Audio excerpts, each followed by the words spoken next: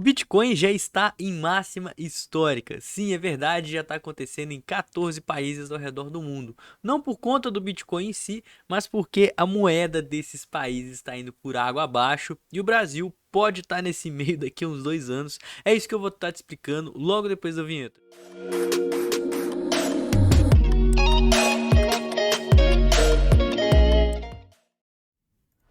Pessoal, olha só, 14 países já estão vendo o preço do Bitcoin disparar e fazer uma máxima de preço, mesmo ele estando cotado próximo aos 50 mil dólares no momento que esse vídeo está sendo gravado.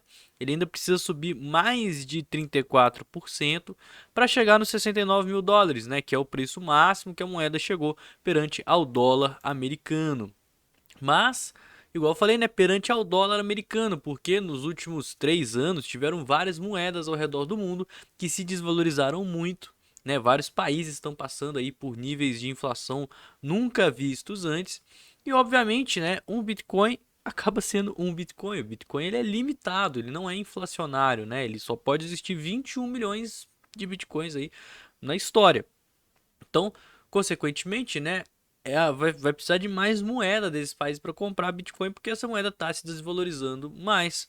Então, muita gente enxerga o dólar como uma salvação, né? Muita gente gosta de investir o dólar como proteção para a inflação, mas o dólar é uma moeda que também se inflaciona, né? Porém, quando a gente tem um país que tem um problema ainda maior com a moeda, isso vai resultar numa inflação ainda maior. Mas o próprio presidente do Banco Central já afirmou que a dívida pública dos Estados Unidos é insustentável e praticamente impagável.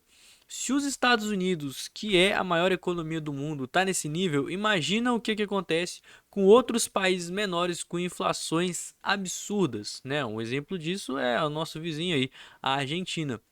Então, os bancos centrais, sim, são os maiores vilões da história, mas até o próprio Banco Central Europeu, que sempre apedrejou o Bitcoin, já admitiu que ele pode ser uma reserva de valor, principalmente em países afetados pela inflação. E isso leva justamente as pessoas desses países a buscarem refúgio na maior criptomoeda do mundo. Então, 14 dos 193 países que existem no mundo, cerca de 7,25% dos países, o Bitcoin já rompeu a máxima histórica. E os países são Argentina, Burundi, Egito, Gana, Japão, Laos, Líbano, Malawi, Nigéria, Paquistão, República do Congo, Serra Leoa, Sudão e Turquia, tá? Todos esses países o Bitcoin está em máxima histórica, não porque o ativo valorizou muito, porque a gente ainda, sim, ele valorizou bastante, né? Mas a gente ainda não está rompendo a máxima histórica, ele não está na maior cotação de todos os tempos. Mas justamente porque as moedas desses países aqui estão numa inflação absurda, né? Em destaque especial para o Japão, que é a quarta maior economia do mundo, mas está tendo problema com a sua moeda, ou o iene, assim como a Turquia, que também tem uma economia muito forte, né? Ela é a 17ª maior economia do mundo, mas a sua moeda já é considerada volátil e está em baixa há mais de 8 anos. Além do mais, né, segundo os dados aqui de 2023, pelo menos metade da população turca já investe em criptomoedas, o que faz com que a demanda, né, a procura pelo Bitcoin seja ainda maior, resultando nessa alta dentro do país. Ainda mais, né? A gente pode falar também da Nigéria, que está certamente nessa lista, né? Igual a gente falou. Ah, e eles estão passando por problemas absurdos internos, né? Porque eu não sei se você sabe como que funciona atualmente o sistema monetário lá da Nigéria. Eu tenho um vídeo aqui no YouTube explicando disso lá no canal da Bitcoin Block.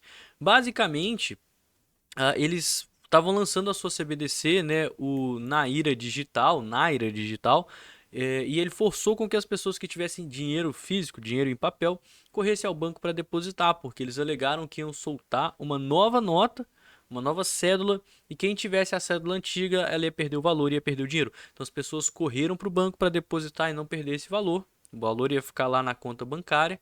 Porém, na hora de sacar, eles não conseguiam, porque tinha um limite de saque aí diário e semanal, justamente para forçar as pessoas a estarem utilizando a CBDC. O resultado disso foi uma adoção massiva de Bitcoin lá dentro do país. O preço do Bitcoin explodiu, o preço da moeda deles despencou, obviamente, né?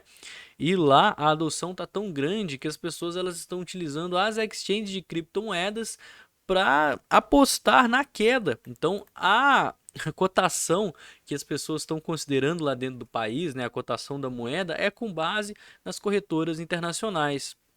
Isso chegou num nível tão alarmante que o próprio governo da Nigéria está bloqueando os sites das corretoras. E essa notícia é muito preocupante, porque o mesmo pode acontecer em países como, por exemplo, o Brasil. Né? As autoridades de comunicação bloquearam as maiores corretoras do mundo, justamente porque a população ela está especulando o câmbio. Dentro das corretoras, fazendo com que a moeda se desvalorize ainda mais. Então, ela emitiu na última quarta-feira, né, a Comissão Nigeriana de Comunicações para que as empresas de telecomunicação restringam o acesso dos consumidores aos sites de empresas cripto, como Binance, Coinbase, Kraken. Então, basicamente, uh, o que que fez, né? A comissão, ela entrou em contato com todos os provedores ali de internet, né? Aqui no Brasil a gente tem a Vivo, tem a Claro, né? Tem a NET, tem várias, acho que a Claro e a NET agora é a mesma coisa, enfim. Várias provedoras de internet, todas essas tiveram que bloquear o acesso de internet de sites de corretoras para evitar isso. Óbvio que um VPN no final das contas ia acabar burlando isso, né? Mas a população acaba que não sabe usar muito o VPN. E, cara, isso pode acontecer aqui no Brasil também, né? Por isso que eu tô falando nessa notícia. O governo brasileiro, se ele vê alguma necessidade, ele pode bloquear o site que ele quiser aqui dentro do país.